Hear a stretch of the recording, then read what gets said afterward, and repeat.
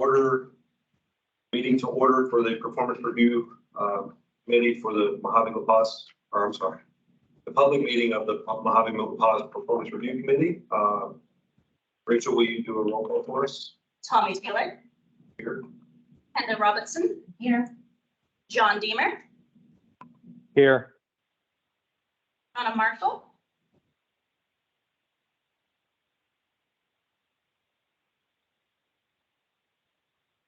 Anna, are you there with us? Yes, I'm here. And Nancy Campbell. All right, we have a quorum. Excellent. So do we want to do introductions? Sure, that's fine. Sounds great. Okay.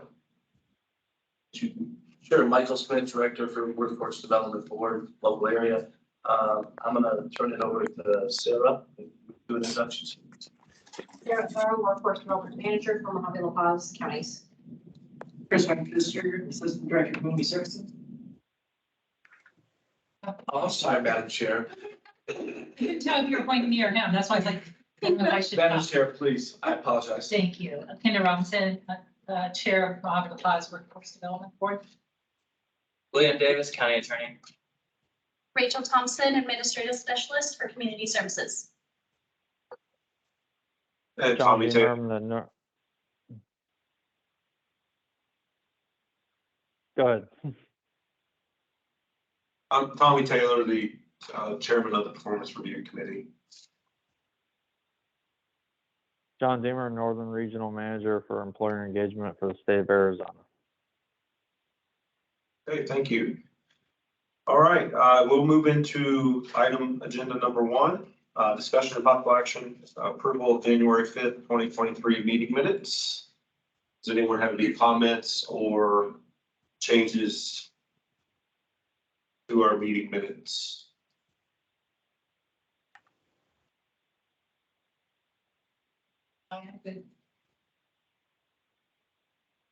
All right, so we will need a motion to approve those meeting minutes. Do I have a motion?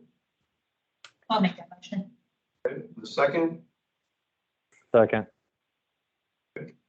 All those in favor of approving the board meeting minutes from January 5th, 2023, say aye. Aye. Aye.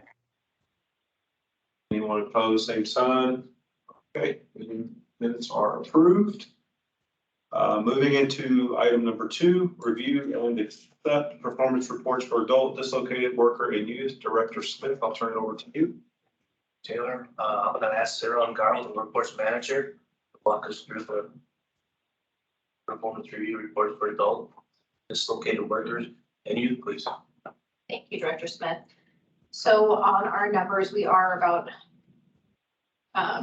a little bit over half for enrollments within the Bullhead City region. We are just under 60% for Kingman, and like Havasu, we are at a 91% goal. La Paz is at about 36, almost 37% of our estimated goal for that area. We're expecting that to increase as we do have some upcoming cohorts with Regional Center for Border Health as well as Arizona Western College. Excited to see that kind of increase. Moving into the adult reports, outside of enrollments, our spending for February for WEXs, OJTs, and ITAs is down. A lot of that funds will actually be expended within the March and April month. We have quite a few OJTs that we'll go into a little bit further when we do our business service reports. But with that, as the money comes in and is actually expensed, it will go on to those months. So although we're down in February, we have quite a bit that's going to be hitting March and April months. And you can see in our obligation tables, we have just shy of $100,000 that will be going, should everything move forward, onto those months.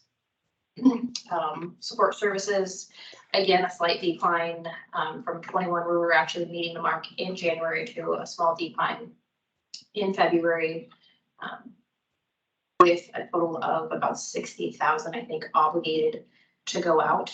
That's a lot of our individuals that are in training and their support service needs. So we're excited to see that move forward and be expended into these upcoming months. Does anybody have questions for the adult reports? Into dislocated workers, we do have significant decline across the board, which we had expected to foresee, which is why we moved and transferred funds from our dislocated workers into our adult funds so that those can be utilized and serve a larger population. We are on track to expending those funds by January 30th. We have seen some tripling of dislocated workers. We were notified that a local manufacturing facility had reduced one of their shifts, and in that reduction or removal of that shift, it was not a war notice because they moved or provided options for those staff members to move into their first and second shift. Unfortunately, with them moving into those shifts, we have seen a large change, and individuals coming through that are not eligible for UI and not dislocated workers. We are bringing them in with those additional fund transfers as adults. Are there any questions in relation to our dislocated worker reports? Just a comment or a Peter's question. So you saw that in February, but what do you see it's picking up in March? Or trends started going that way, or just For dislocated workers, they're not coming in as DWs because they did not get actual layoff, and it is not a layoff reversion. So it's they're traveling? not specific to DWs, definitely a lot of adults, and we have a larger uptick in youth as we're getting closer to the summer months. A lot of the schools, as well as a lot of parents are saying, take our children. We're about to have some idle hands, so we do see an increase in that. We are down program representatives, so it is all hands on deck. I myself am enrolling individuals into our programs, as well as our supervisors, coordinators, and our new staff street. Right, you do case management. So we are all jumping in, all hands on deck to get these individuals enrolled. What is shown in some of those increase that you will see actually in the adult enrollments and not DW is that we had 26 individuals enrolled for an incumbent worker training or Lake Havasu City. Then we have an additional 6 that just came in for Kingman that will hit March's numbers. And then we have an additional 8 to 10 that will also flow into March, but those are all adults. So we have very large trainings that we're doing with different entities throughout the community that will hear adult numbers. Well, it's not a really bad problem to have if you don't have dislocated workers and you better community that are, going on. So, and, it's not a bad thing, but Again, like the parameters to qualify for this, you were saying the award. It is very specific for a dislocated worker. So if they are the spouse of a veteran, if they're a primary caretaker and they are no longer that primary caretaker, or if they have been a displaced homemaker, they've been married and are suddenly no longer married to their prime support, then they would qualify as a dislocated worker. If they have been provided a layoff notice, or if they are being dislocated from their actual employment. So the limitations are very specific in how they can enroll as a dislocated worker. And because they have a skill set that is now displaced them from that position, we have larger funds to support them. Although with increase in all of our funds from the last board meeting, we could do pretty similar across all facets for our programs to support any and everybody. With that and the transfer into adults, we have much more rounded eligibility. So somebody, although they may in some facet look as though a dislocated worker because they were reduced from their shift, they can no longer work that shift, they can come in as an adult and still receive services comparable to DWs. well, one thing I think is interesting, I didn't know this when my son got out of the Marines, is he could have, because he didn't get out, and he got out, he didn't sign up for any help and didn't even sign up for unemployment. And so he was like struggling until he got all this money from the military started coming in. It would be nice to know that, because that would make him either sign for employment. He's fine with that. So that's just another thing too, getting out of the military could benefit. Absolutely. Maybe they just need like stuff to help go and stuff. We work closely with the VA. Most often we're seeing a lot of retired vets, and that they're wanting to re-enter the workforce. We're seeing a lot of individuals who have received veteran benefits or social security benefits, and because of inflation rates, they're coming back through in their older age to be able to supplement their income for rent. And just to live right now. Absolutely. Does anybody know how much eggs are? Yeah. And you said normally we could see the trend as we get close to the summer, Mhm. these numbers will jump up a little bit. Yes, and we have much better numbers coming into March. We had a large number of adults come in. I think it was Lake Havasu. We had 19 enrollments in February. We had 15 in Kingman, 7 in Bullhead. So we did have an increase in adult enrollments over that month, which we're happy to see, which will also trickle into those support services and the ITAs. Although we do have quite a few dislocated workers, more so than I've seen in the past, it is trying to get them into on-the-job trainings that they're very selective in. So that's been fun hurdle to get. The employers are very selective. Or We the, produce them. okay. Oh, yeah. Especially when what? When you are dislocated from a position and you've made a certain comparable amount, and you're coming in for additional services, being able to place them who are on the job to learn new skills in a new capacity. And it's very wage things. Exactly, we're finding that and trying to really strategically coach them through this of, this is where we're at. This is how we're going to support you, and this is what it will look like going forward. So that's a little bit more of a lengthy process. Yeah. And I think Kendall was hitting on it. Do we see any, as you're out and about in the community, like, do we see any influx coming on the horizon of any of the displacements or? We have not received any more notices in Mojave and La Paz County. We're, I believe, several within Rond, Mesa, and the greater Phoenix area, but none that are impacting us here locally yet.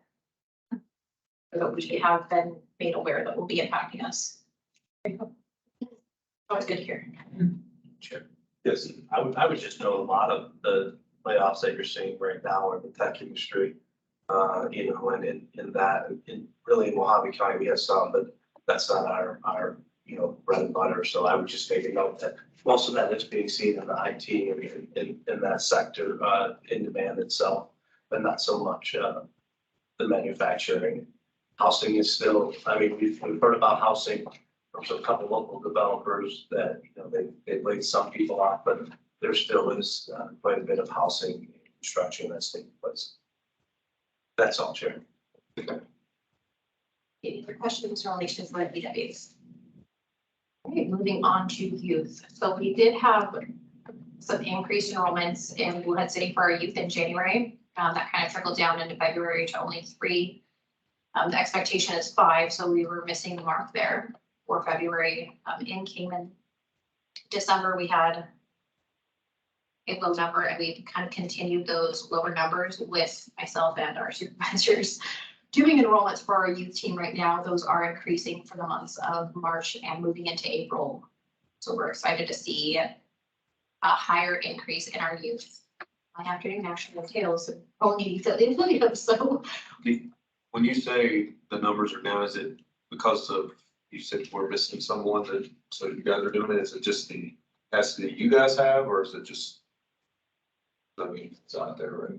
We do have youth coming in the door. It is getting them enrolled into our program, and we're doing that at a much quicker rate with the introduction of Atlas. I can have an individual at home with their guardian, fill out all the paperwork, come in, and I have everything ready to go within an hour, where that used to be, I'm spending an hour and a half with you to get this, and then I need to take an hour to put your file together, and then to send a request. I did an enrollment Tuesday, and I want to say the entire time frame from start to finish with them doing what they need on the computer with their guardian to me creating everything in the state account took an hour, and that was for me sending it, requesting it, and being able to provide funds and services within that hour, which was amazing. It really was. I was like, this is so cool. So being able to transition to that has been amazing. But with staff down, we are doing the normal cleanup of, we need to get all of these individuals in. We need to instill rapport that may have been lost as a result of inactivity from those previous career coaches, and getting them up to par so that we have those individuals in. The service provision is increased, and that is on the program to rectify that immediately. So where the enrollments are down is directly correlated to staff. So now we're all hands on deck, bringing them in. And most often that is related to the youth. I don't see a lot in adult. We're doing, I think one of our career coaches did 8 enrollments one day. Oh, yeah. Well, then it was like 3 more the next morning at 6 a.m. So yes, the enrollments are here. They are happening. We are moving forward. Yeah, as long as we keep them caffeinated, again, we're fine. Keep them caffeinated, keep them. It's an IV in your Irish, just coffee, don't worry about it. The enrollment's on your schedule. Let me get you some coffee. We do have new staff coming in, and they are being trained. They are shadowing those senior staff members. They're shadowing myself and our coordinators, and learning the process directly, not from the paper files or the ways of old, but directly within our new systems. So they don't know any different, which is a lovely transition into our new filing system, and we're excited for that. So both the 2 that you lost were both youth? It was a adult senior rep that also provided, because we do have them cross-trained. We did have a rep position open at that time, so we did lose a senior. We had a vacant youth, and we had a youth rep. The ones you have coming in, is there some ready to hit the ground running experience? Yes, I have 2 interviews tomorrow. Both are very viable candidates. I'm very excited. Yeah. That's exactly what I need. And we're happy as well, right? That's a prerequisite. Do you drink caffeine? If it's tea, we're gonna have different conversation. So Lake Havasu, although the youth have kind of declined in some of our other areas, Bullhead City did have 9 in January, 3 in February. Cayman was about the same in both of those months, but Lake Havasu has been doing a really stellar job with that career coach, getting them in for the last, since November. They have increased those enrollments and keeping them very steady. Parker, we did have an individual come in, and we expect to see some more, as we do have a cohort that's kind of going to be dependent on if they are Lake Havasu going to Parker, if they are Parker going to Parker training. So we'll see what that looks like. And our spending for youth, we do have quite a few of our kiddos actually in OJTs. One is actually moving into a registered apprenticeship for HVACR, which you're extremely excited about. He is 17 years old and exactly 4 years from now, he will be able to run his own HVACR business. So those are some of those numbers that you will see in the OJTs where we are getting the expenses coming through because of the way the invoices hit. And as it's expensed, it will hit our numbers and go into these fields. Chris and Christina Runner are doing an amazing job of helping us financially really see where our targets are and how we're meeting them. And then we go through this lovely forecasting and breakdown of funds at least every 3 weeks where we talk about different funds and Chris gets super excited about the way I express it in my thought process, and we just keep going. Don't ever say they're buckets, she might throw something. We do have some ITAs coming through for youth. What we'll be hitting probably the April, not the March period, will be our welding cohorts. At least 10 youth at this time will be going into welding trainings. We're excited to see that. Those are Saturday trainings, so they're able to come in, get their training, focus on GED or even part-time employment while they go through those trainings. And we've added blueprint reading into that with MCC. So we're excited to see that additional resource going directly into workforce placement. And our supportive services have kept over what we're estimated to do for the last 3 months. So I'm excited to see that. And we still have about 26,000 obligated at this moment. Again, those obligations are fluid, so it could change. Depending on the day, it could rise 7,000, could drop 7,000, could rise 300, could drop 300. But right now, to date, we have 26,000 to be expensed should everything go accordingly. Do you have any questions with regard to our youth program?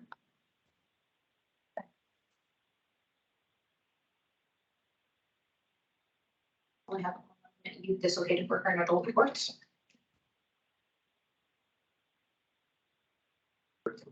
All right, I'll have a motion. I don't need a motion to accept the performance reports for adult and dislocated worker and youth. I'll make that motion. Okay, second. I second. Okay, all in favor of approving the reports, say aye. Aye. Aye. Anyone opposed, same sign. All right, we'll move on to item number 3. Review and accept performance reports for the business services. Director Smith.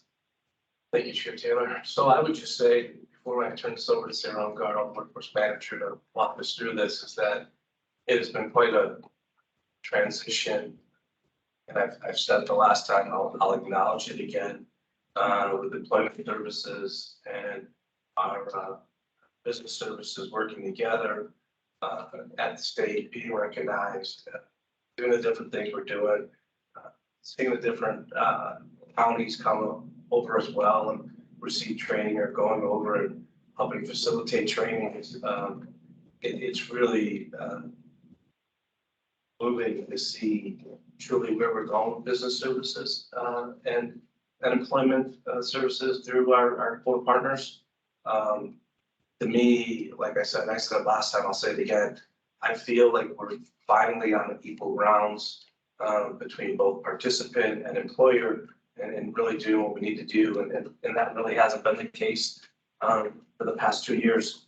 So really hats off to Sarah's team and Joe and Jason and John for his leadership and his team. So Sarah, could you walk us through these reports, please? Absolutely. Thank you, Director Smith. So actually, before I start off on the reports, it was really neat. Joe and I were able to go last month to Phoenix to Gateway Community College, where the Registered Apprenticeship Office was doing a presentation on manufacturing registered apprentices, and did a round table. And as we get there, everybody knew Joe, everyone from the state, and they're like, "Oh my gosh, it's so great to see you in person." And it was neat to see that impact of what we're doing here locally across the Poppy and La Paz County with John and Jason and that team. And Title 1B, John said it this week when we were meeting with our new one-stop operator, is that we are seamless. There is no silos. we go back and forth, get people in, let them do what they need to do. And the reports show that. It has been a nice, wonderful process. We've had some hiccups here and there. As to be expected, we're still in some growing pains. I think Joe's been in this position for 8 months, 7 months, and right? Jason is coming up on a year with John, and they've made waves across the entire state that is being noticed here, which is what it should be. And that's what we were known for previously, is that Mojave and La Paz, let them do what they need to do, get out of their way, watch them go. And to see that transition and where we're at back to that place is fantastic. So Rachel, if you go into the first report, this shows placements from all titles. So this would not only be the state PSR team, but also our local team and Wagner Kaiser. For Mojave and La Paz, it shows the overall state at the top, and then it shows ours. So 11, just about 12,000 job openings across the entire state. And there have been about 3,100 job orders put in statewide. 700, and one of those job orders came from Mojave La Paz, and we have 1,900, just shy of 2,000. You might want to, yeah. We're just shy of 2,000 of those job orders, of that 12,000 being placed by us and put into the system. Joe was able to put in kind of our percentages where statewide or job orders compared to everyone else. We're at about 22.3 of the totals. Statewide job openings compared to Mojave La Paz, we hold 16% of that. The big number though I want to note is that when we do statewide placements, 126 compared to Mojave La Paz, 67 of those placements statewide came from us right here. We had a 53% of all state totals. And that's where we are leading the state in those job placements. The next report shows specifically our new job orders. There's been about 2,300 and across the entire state. We put in 507 of those. So we are working very diligently with all of our local employers to where if they have something that needs to be run statewide, we are putting it on AJC, and then we're ensuring that we're working very closely with our ES staff to have the resumes built into AJC so that if an employer comes in and they want to search for welders or manufacturing, they are able to pull those resumes directly from the system, and then we can place them with those open occupations. Yes, Schmidt. Sarah, do you know, I see the totals on here and they're easy to follow. So I understand it's 22% of the state totals, but I guess what I'm curious is, because I don't know off the top of my head, if you do, it would be great. What would that percentage be? What's, so like when we look at the different placement or size of it, like what percentage do we make up? So we're making up basically 1 of 12, so right, I mean, we have 22%. But I mean, I want to make sure that people are aware of that, you know, that's 22%, right? And we're 1/12. So it's more significant. Yeah. It's more significant than when you just see the 22%, realize it's 1/12 of 22%. So Just to share that. the report up above that we were kind of going over right before this one actually shows where everybody is ranked across the entire state. And that shows where we are in comparison. So it shows the entire state, what every other local area is doing, and then ours at the bottom under that. So it shows some of those other local areas and what they're doing. And most comparably, it's usually us, Maricopa, say Phoenix. And I think it would be interesting too, as we do this, is look at the populations as well. Because obviously Mojave County's of 220,000. You start looking at the other counties. Now there are some smaller as well, but it's kind of interesting looking at that percentage of the workforce as well. And it's not that the workforce, that's just the census. But I think those are some interesting totals as well. Also, our population is extreme high poverty rates across Mojave County. We have a very high poverty rate in some of the areas in which we touch. So being able to see that we are doing these placements and totals, even in rural Mojave La Paz County, will show a trickling effect back into those poverty rates. And then touch on this poverty rate, it's just under 16% for those that aren't aware in Mojave County. Overall. Right. other areas, White Hills, areas of Golden Valley, Hmm. Yucca. Extremely lower, certain areas of Mojave Valley. I'd like to make a comment about the veterans. If I may, 14 entire state and 8 of them from Mojave Pass placements, that is pretty impressive. So we're happy. Yes. But we're bringing them in here. All right. They're retired and they're coming back. Just making sure we're on the next one. You can have the next one, Rachel. There we go.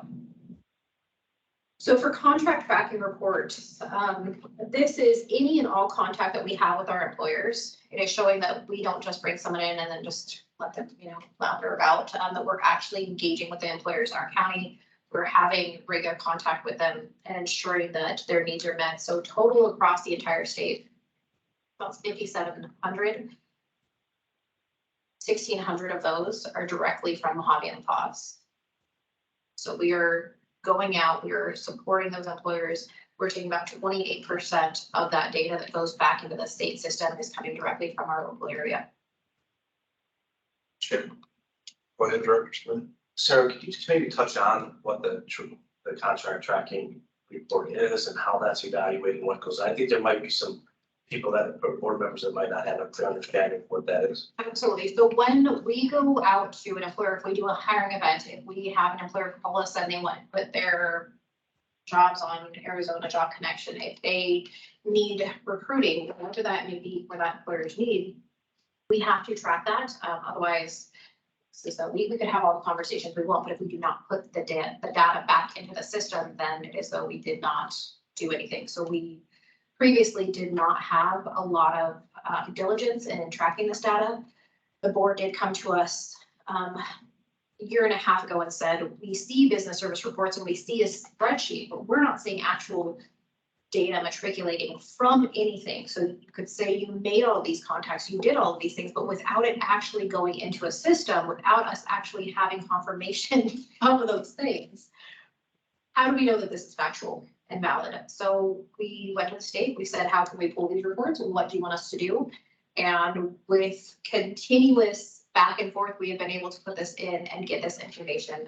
And this is most diligently, when you pull the report, it's usually a ton of Jason and Joe in there a couple of times because usually they bond together and one of them picks the reporting for whichever day. They add in that information so that we're able to pull it back and show what we're doing within Mojave La Paz. So it's not just Title I-B, it is business services across both sides to ensure that this is occurring. So it's from hiring events, it is from job placement, it is from our OJTs and WEXs even, so that we can track exactly what we are doing on a business service standpoint and how that directly correlates to programmatic outcomes. Thank you.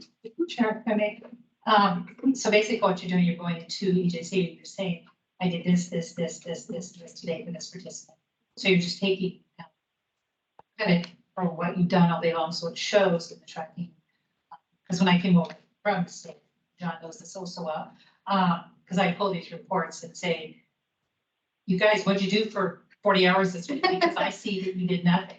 Yeah. So it took some beating their heads to get them to start claiming the work they're doing. So I know you're busy, but you're not claiming it. So to anybody who doesn't see you running around like crazy, you're not doing anything.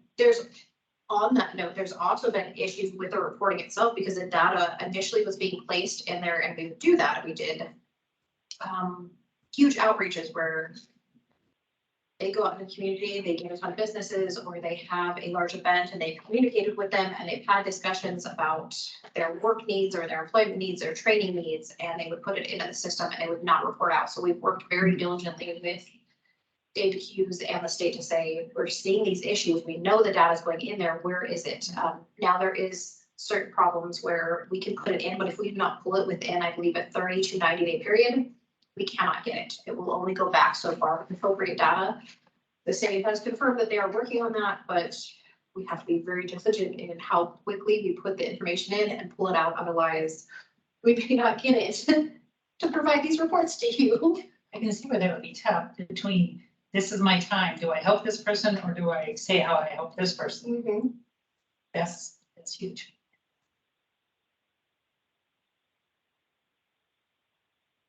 Next. So this has actually changed dramatically. These are some of our hiring events and open houses. Initially, we had, this is just currently, so we had for the Phoenix Truck Driving Open House event that we did in January, 25 attended, 12 referrals were made from that, either for job interviews or for training related needs. We did a large hiring event with Golden Entertainment. That is in Laughlin. Majority of those individuals, those 140 that attended, are all Bullhead, Fort Mojave, or Arizona residents. 65 of those individuals walked away with employment, and a portion of them were enrolled into our program for basic or full services to support them in those employments. We did another hiring event on February 2nd, and that was here in our upstairs mezzanine. We had 20 employers present and about 150 individuals attended. 58 of those left with jobs, and I believe we're still getting some people trickling through that have completed background checks and are being placed in those positions. Although we only see 58 out of the 150, we also have WEX placements and OJTs that have gone into those numbers now as well. February 8th, we did have a smaller event in Lake Havasu City, 8 employers. We had 8 individuals that attended, but out of those 8 people, 6 did walk away with jobs. We're trying to be a little bit more strategic on how we're doing things in Lake Havasu because it was a very low turnout rate. So we need to really pull that population and see what we can do to make a larger turnout when we do that. We had an open house where staff were present at Phoenix Truck Driving to discuss our services should anyone be coming in the door seeking training for them. We were able to have, out of the 3 that attended, all 3 were referred for our program. And the last one on this was our Lake Havasu High School hiring event. We had partnered with all the high schools.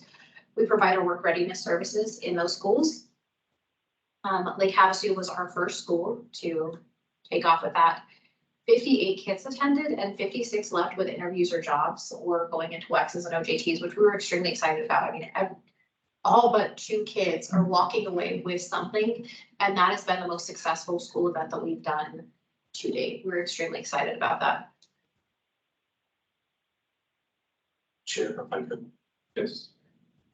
So thank you for that, Sarah. I will just say that as a director and as someone who's come to the program, not having this data before was always troublesome. And so what I mean by that is we heard about the events. We heard about the different things that were going on, but we never got the last column. It was never provided. Supervisor Gould had asked for this about a year ago. So now having a new business service coordinator and having this information, these will be great things to share with the full board as well. So I applaud you and your team for putting this together and really showing the outcomes. It's truly, these are the outcomes of the differences that we make in the community, and we need to tell our story. And by telling our story, we'll get more support from the community as well as from the board of supervisors. So I just want to say thank you to you and your team for that. Absolutely, thank you. This lovely page is telling everybody what we are doing over the next 2 months. And I don't think we have a moment to breathe, but you'll see that we are starting this last week into this week. We are just kind of back to back to back with different events in the community as well as hiring events. Joe, Jason, and our Bullhead City staff are actually at the Bighorn Truck event right now. We have 20 employers that are going to be present for that, and we expect a large turnout. They're trying to do what used to be CONCOM with MCC has now turned into Bighorn Truck, where they provide their career educational training services across the entire campus, paired with us in a large hires event. So we can say, if you're looking to get into this program, these are the employers who will hire you while you are at the skill level you're at right now, or once you complete that training. We're excited to see what the turnout of that looks like. To have a City of Kingman benefits fair for their employees and families, so that we're able to address those that are here in Kingman that may require additional services or upskilling. We're hoping that with that, we can route some of them to Quest or directly into Title 1B. MCC has invited us to call their shindigs. So all of their medical students from each campus are invited to this large event where employers, community resources, and entities such as ourselves are able to directly correlate and communicate with those students to say, if you're in these courses right now, how can we support you? How can we support your family while you are going to school full-time or working part-time and going to school part-time, so that we can have some cohesion and also pull people into that medical field. We've had a really good partnership with KRMC recently where they bring in just about everybody there into one of their rooms, and they have so many hours throughout this time period on the state where staff are funneled through, they learn about our services, and just about everybody from nutritional services comes in, meets with us, and discuss how they can get started either in DNA or some other medical training. KRMC has worked with their staff to let them know that if they've been there for so long and they want to upskill themselves, they will provide them the resources as well as the support to do so. So we've gotten quite a bit of individuals from that agency specifically and been able to help those upskill, move into higher professions and grow into self-sufficiency. And if it isn't them, then they're bringing in their family members, they're bringing in their kids, and it's been fantastic. Last time we had one of the RNs from the ER and she dragged in 2 or 3 kids and had them sit down with us. And now they're going through a summer, they'll be going into SEC summer CNA training. So we're excited about that. We have a few other events on here for hiring events. If any of you would like a copy of this, please let us know. And there's actually a couple that are missing because as we are doing things, more things seem to be added onto the calendar. So we are out in the community, I would say more so than we've ever been. The only one that I would also like to touch on aside from the high school hiring events is that we're going to be doing a open house at Phoenix Truck Driving on April 22nd. We are inviting 15 to 20 employers that are here locally within Arizona that will hire people local instead of over the road. So we have kids that are 18 who cannot go over the road but want to get their Class A's. This is a prime opportunity for them, or for those that want to work here locally and not have to go over the road, but want to go into that profession. It's here are your options, and here's how we can assist you with that need.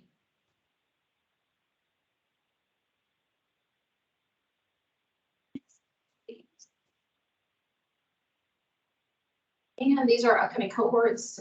We did start a CL cohort in Bullhead City.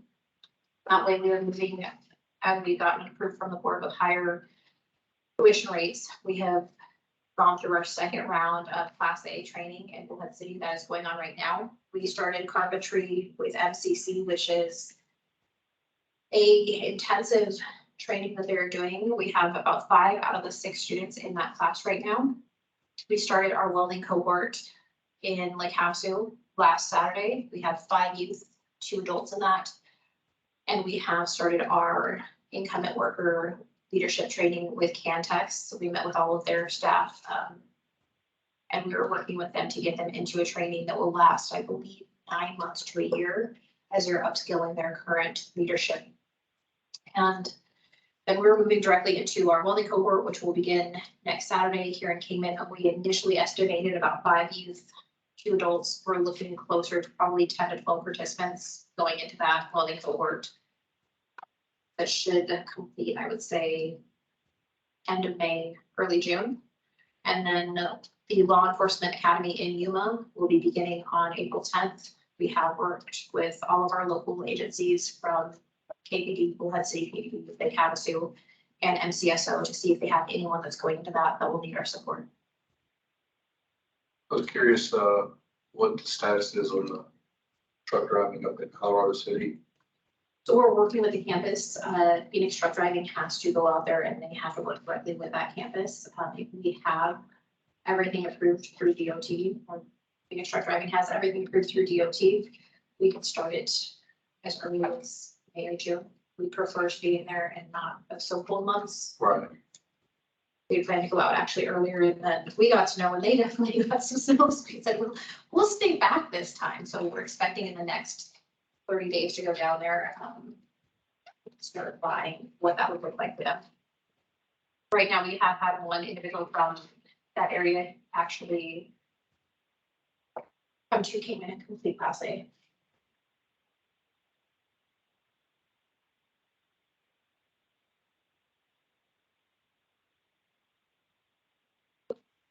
So these are the Workforce Excellence Series courses that we have established from local employers and businesses in our communities who have said, we have this level or these individuals who have moved into these higher capacity roles that do not have the skills or knowledge to do actual leadership or conflict management, all of these things. So different entities are sending their staff to these, but it is also open to the community beginning next week. So we have a couple 4 to 6 week courses beginning.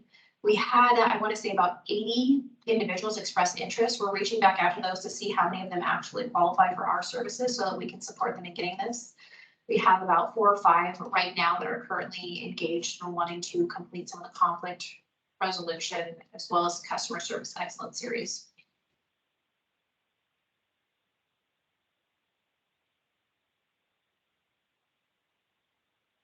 This is what we have for our WEXs that are active right now. I think the court was pulled a week or so ago, and this has changed and increased just from that time period.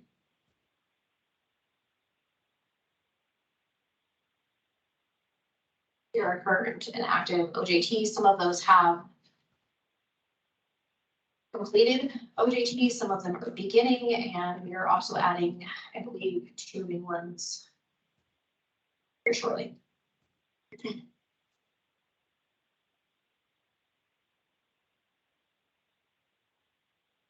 Just keep going. This was a really nice kind of success story that we had. One of our individuals was out of work for a very long time, and he was one of our veterans. We were able to get him placed into a work experience with the Justice Court, and Barbara Potter reached back out to us and said that it's been amazing to be able to work with this individual. They had difficulty with staffing and finding someone, and also getting the funding to create a position. This gentleman is now moving from a WEX to a full hire. The next video on April 14th. We're excited. April 10th.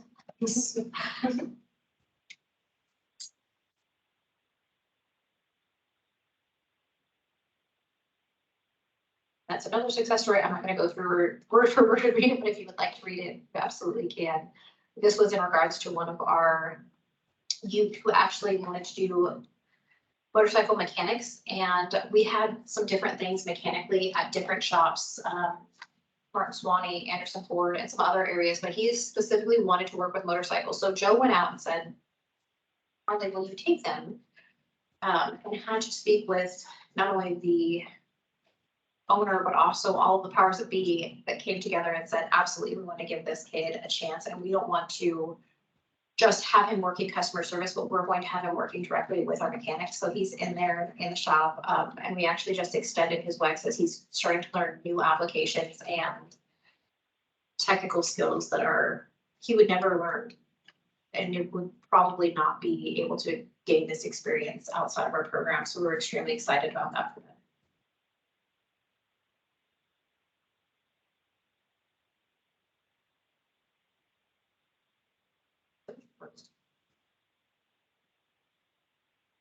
Any other questions on those reports? Okay, I'll entertain a motion to accept the performance reports for business services. I'll make that motion. And a second? I second. Okay, all in favor, say aye. Aye. Anyone opposed, same sign. I think, Yes. all right. Motion approves. We will move on to item number 4, review and accept updated occupation and demand with rankings. Director Smith. Thank you, Chair. Sarah Garland, Forest Manager, can you walk us through this, please? Absolutely. So the quick version of this is that we have not updated our OID list in, I want to say it was since 2021 was the last time that this list was updated. In pulling reports from OIO, we want to make sure that we were in compliance with what is actually for our local area. Not much has changed, but it has drilled down much more concise into a lot of those areas. So we have in-demand industries, and then we have in-demand occupations. We wanted to update this and make it as cohesive as possible and move it forward as quickly as possible as we are beginning to establish our next local area plan. We felt that this is direct information that should be related on that plan, so we wanted to bring this to everyone, make sure that they're aware of it before we took it before the board. And it is vast, and the last one was as well.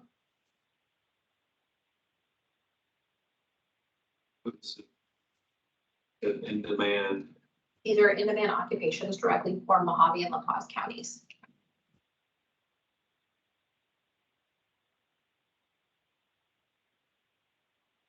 Within this report, it shows kind of projected growth percentages from 21 to 23, annual projected openings, employment that has been reported within quarters one, as well as average annual wages within quarter one. What was it? Geoscience. You know what? I actually had someone at a hiring event express that they're going to school for that. I thought it was very interesting, and then I saw it on here. It must be.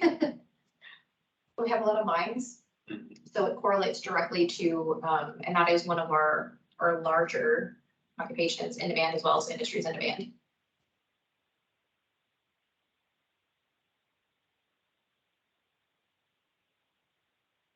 And toward the bottom of that list, we see agriculture, although it does have a decrease in some areas, a lot of those open job positions.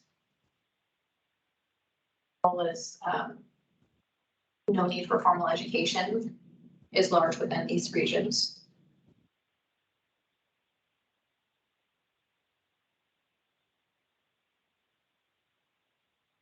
Any questions or comments on any of these rankings? Okay, I'll entertain a motion to accept the updated occupation and demand rankings. Make that motion. Do I have a second? I second. Okay, all in favor, say aye. Aye. Aye. Anyone opposed? Same sign? Okay. We'll move on to item number 5, review final monitoring report findings and observations. Director Smith. Thank you, Chair Taylor. So we received this report back on March 24th, 2023. I'm going to give a brief overview of it. And I'll also have Sarah, our course manager, jump in with me as well.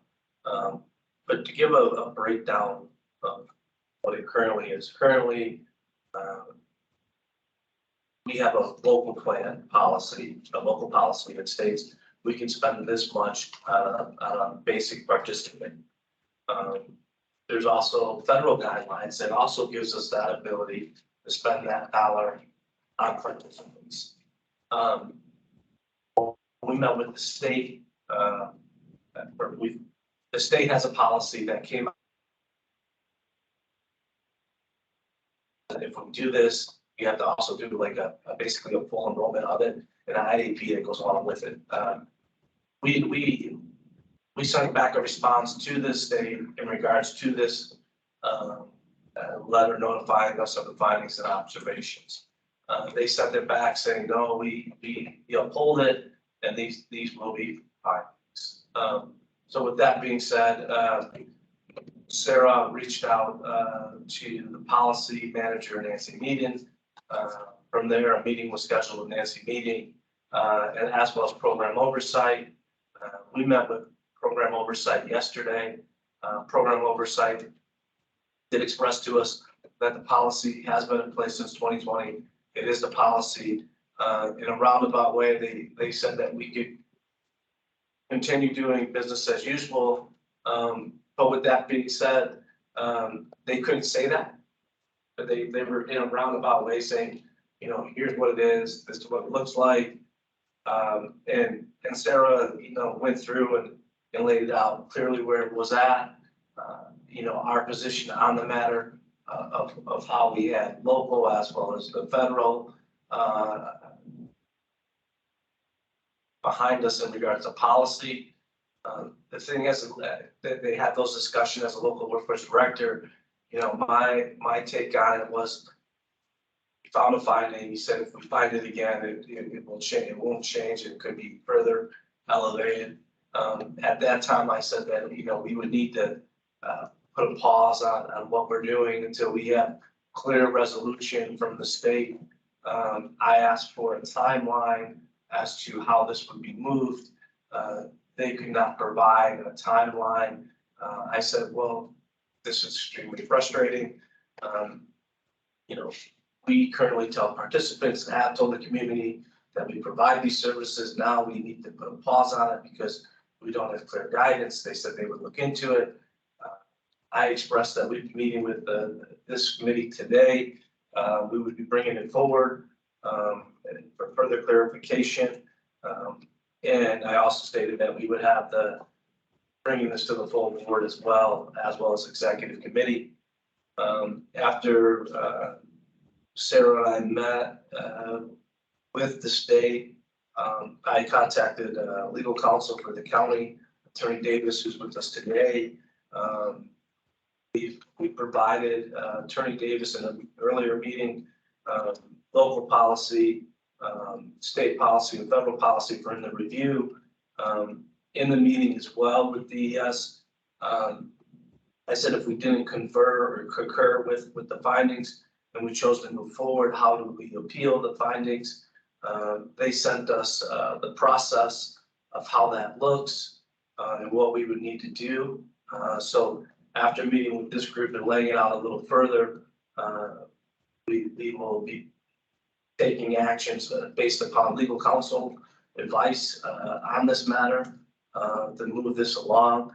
And I would also say that while we were on the call, Matt Smith from Program Oversight said that this is something that has been occurring elsewhere in the state as well. So this isn't just a Mojave-La Paz County issue.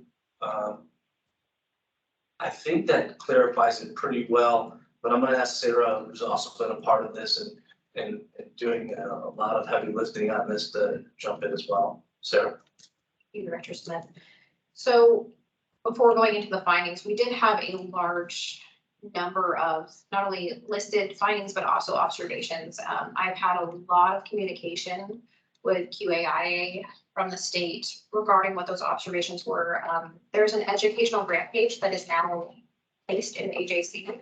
Not all immediate staff are actually provided that. And it was something that they added a few years ago, but it's never been an actual requirement. One, we provide any type of ITA. He did note that it isn't an observation in the fact of how we see observations, and we knew that this was a need and that we had to correct it, but he did place it on here with further guidance that going forward, should it be mandated by the state, we've been provided notice that we should begin as best practice to add that in. Every single ITA that was pulled and noted on this has now been added with the educational grants page, information added in. The two individuals and their part IDs are in here and highlighted out of all of the findings that were corrected. Our stance to the state was that no IEP or ISS would be required for a basic enrollment, as that moves them into individualized career services. And if we create that document, we then must create an S&T within the state system that creates and moves them into a full adult service. According to the AJC dictionary, every service and training that we ever provide labels exactly what they correlate to. Development of an IEP ISS is an individualized service. It is not a basic service. They are stating that the reason for their upholding of this finding is that although federal policy is stating that basic career services are entitled to support services, and we have a local support service policy or basic services, the state policy that is referenced by QAIA policy 203 individualized career services and 0.02 support service requirements states that an IEP ISS must be created for any and all support services, and that it may only be provided to adult and dislocated workers who are participating in career or training services and are determined to be in need. Although career and training services or career services is a basic service, training is not. And the creation of that document would further move them directly outside of a basic limitation. The state is understanding in the fact that it is not directly in compliance with WIOA law and federal regulations, but they stand by these findings directly related to their policy that has been in place since 2020. So with that, we provided to our staff that we are not providing any basic monetary services. If someone comes in with a bona fide job offer at a basic level for transportation or clothing or very limited specific needs that do not qualify them for individualized training services, we cannot provide them at this time. So we are very limited in how we function within our job centers, as this is a very large part of what we do and how we serve the community. You have a job, you know that you can come to us with that job offer, stating you need steel-toed boots, and we can get you to that job tomorrow. We cannot do that from this time on until we have further guidance from the state and from our county attorney on how we will be proceeding with this. We're very hopeful that they will be changing the policy. We will be good. But if that does not happen, then this is where we are limited to. We're also going to be meeting with our ES counterparts to let them know that with this change and with this limitation, that the services that we can provide for a basic is very similar to employment services as far as job search, resume building, AJC, account creation, or workshops. So we want to know cohesively how we can come together and not overstep in doing ES job or their staff's jobs, and then also to ensure that when participants are coming in, we're providing them community support services, as we don't have that ability to provide monetary. And not everyone that comes in for these basic services qualify for individual training. Okay, I'd like to make comments. So basically, or not basically, exactly, if you're not gonna spend a lot of money, you can't spend any money. That's what it comes down to help somebody. They don't qualify, if they don't have the need to spend training and do all this other stuff, then we're not gonna spend $150 to help you with your boots because you're so supportive and you're gonna work. So sorry, I can't help you at all. So unless you have a huge need, don't come in for it.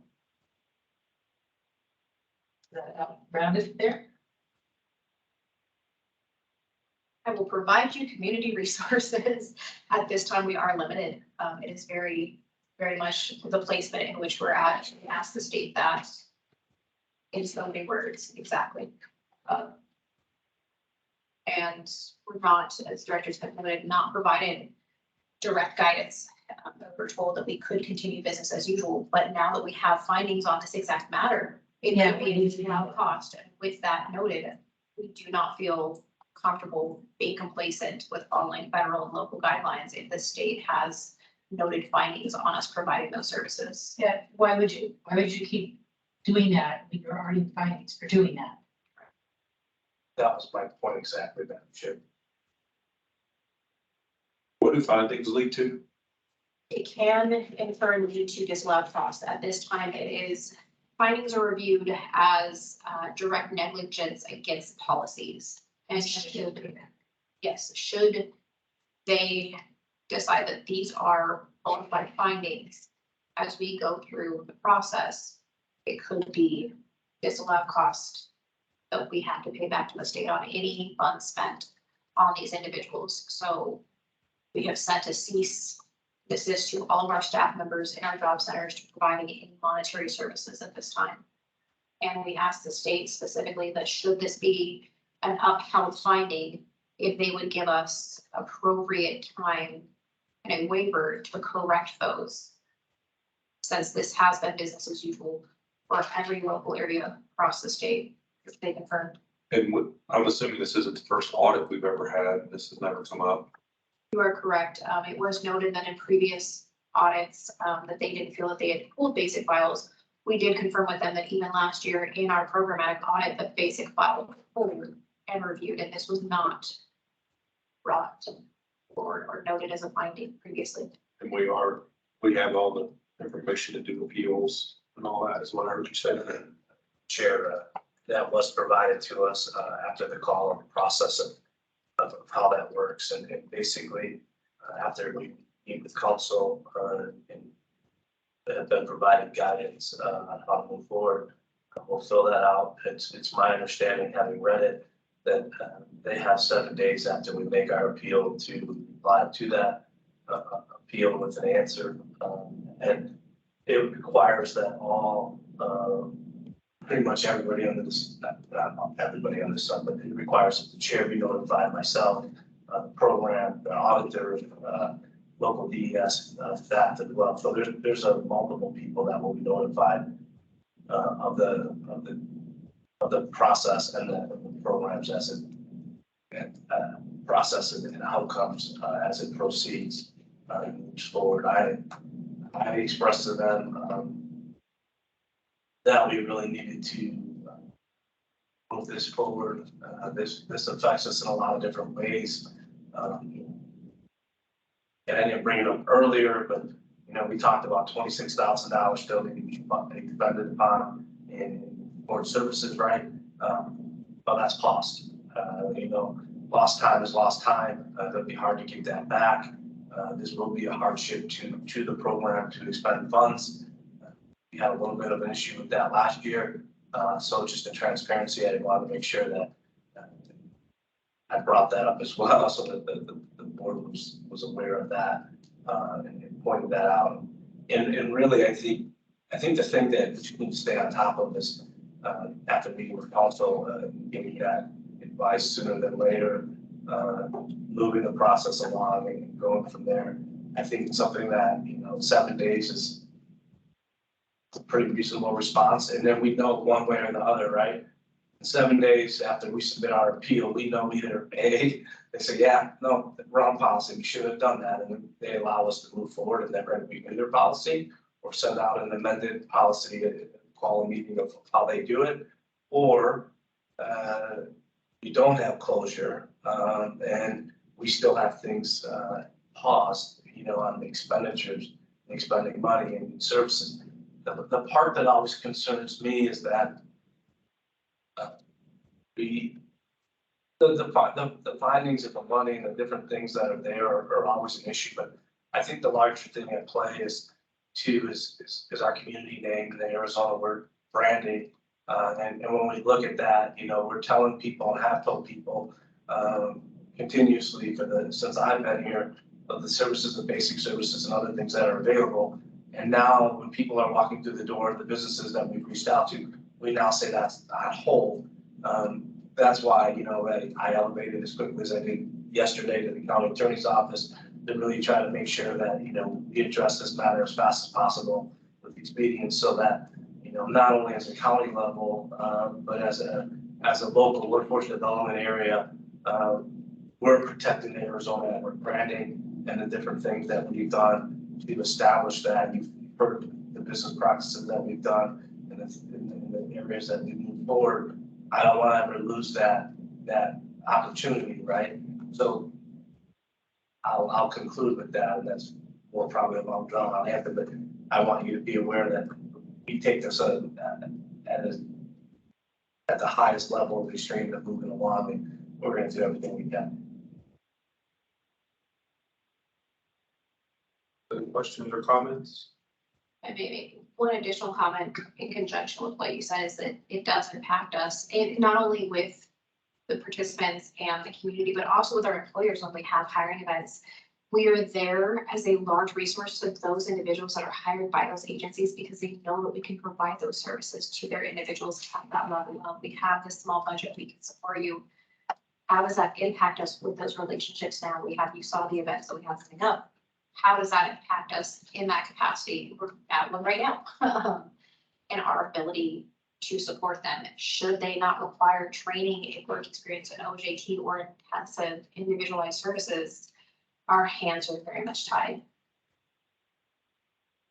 I have a question looking through this and looking at the youth program findings. I know at one time, it hasn't been that long, we discussed having or hiring a person, because when I worked for the county years ago, we had a person who got paid full time, and basically what she did, I was WIA, so I didn't have that. What she did is go through every enrollment before it was said, this is an enrollment, and make sure, because I'm looking at how the youth program find it over and over and over. Case file missing, I-9 information, case file missing. When I was a program rep, you lose your left hand, so you had that missing. So that's why we had that person that did that, to make sure that wasn't missing. And this is over and over and over, stated here, the same exact thing. So where are all these I-9? Madam Chair, if I may. Please. So previously, AJC did not want social security cards uploaded into the system. We visually verify, and that was the guidance. So we went back, you can see that none of those are highlighted. We had to go back and rectify, upload with redacted social security numbers on every single one of those individuals. So the guidance now for all of those I-9s was that we have now uploaded them, and we do have a review auditor in place who is exactly doing that process that you're talking about. And these are older files. So anyone that's previously been enrolled since her time, she is going through any of our follow-up, any of our archive, ensuring things are not only uploaded into our paperless filing system, but also in accordance with AJC, so that we do not continue to give these. But a lot of this information was very new and different from what has been provided on our AJC monthly meetings on what is actually required and what should be in there. And even on the data validation, it's a note that they're visually verified. And now we are uploading and redacting. It doesn't surprise me, just like. But yes, you're exactly right. Where are the items? So we do have that person in the data, you're saying you have that person that reviews everything before it becomes an enrollment. Yes, every single response that is actually on this entire outcome was completed in a spreadsheet by her, noting all of those and then referencing our policies and what we do locally and federally, and then these two came out. Well, I know when I worked for the county, that person, I was scared to death of that person. He had a whole storeroom stickies. I give her a file to review before I could roll. And then it would come back to my desk, says, no. I'm like. So I maybe have to meet with that person and say, no, what is no? What does that mean? So it wasn't that she couldn't just write, need this, need that, just no. So I'll tell you, we were made. I heard about that. Yeah. Which is us, but anyway, just you guys. Comparison. But anyway, so yeah, you need that person. That was my concern, because you can't possibly think that every program is going to put everything in there, because they are people too. You know, but when I see to repeat it at the same exact thing, it's like, hey, what happened there? Director Smith? I don't have anything else, Chair, unless there's any other comments. If anyone online, I think we'll just wait for advice from council and move forward once we have a conclusion there, and we'll make sure that this is shared with not only this committee, but the executive and the full board moving forward as to the answers. Any comments on the phone?